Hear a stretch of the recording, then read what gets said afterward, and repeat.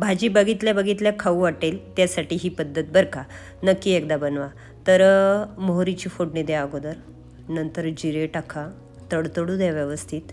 नंतर त्यामध्ये असा ठेचलेले धने टाका बरं का, आणि असा ठेचलेला लसूण टाका अथवा चिरलेला टाका आणि कमी गॅसवर व्यवस्थित परतून घ्या.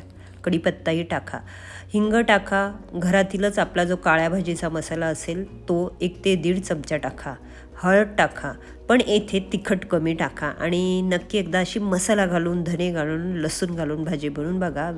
तुम्ही म्हणाल हे तर रोजचेच पदार्थ आहे, पण थोडीशी प्रोसेस वेगळी आहे. मी जसं स्टेप बाय स्टेप बनवलं आहे तसंच बनवा. फ्लावरचे तुरे मस्त असे काढून घ्या, स्वच्छ धुवून घ्या. थोडं गरम पाण्याने धुतले तर चांगलंच आहे. सर्व काही मसाले परतल्यावर त्यामध्ये फ्लावर कमी गॅसवर छान अशी परतून घ्या. इथे आपल्याला पाण्याचा वापर अजिबात करायचा नाही, वाफेवरच ही भाजी शिजवायची आहे. चवेपुरतं मीठ टाका आणि कमी गॅसवरच शिजवायचं आहे. अशा पद्धतीने आता धणे अर्धाले सकाळी टाकल्यामुळे भाजीला अशी वेगळीच टेस्ट येते. नक्की एकदा अशा पद्धतीने भाजी बनवून बघा. म्हणजेच की लाल तिखट कमी आणि मसाला जास्त, आणि हळदही टाका आठवणीने, लसूणही टाका. तर हे बघा व्यवस्थित आता भाजी मसाल्यात मिक्स झालेली आहे. आता 1-2 मिनिट कमी गॅसवर वाफवून घ्या. कमी गॅसवर वाफवली की लगेच त्याला पाणी सुटते, आपल्याला त्यात पाणी घालायची अजिबात गरज नाही.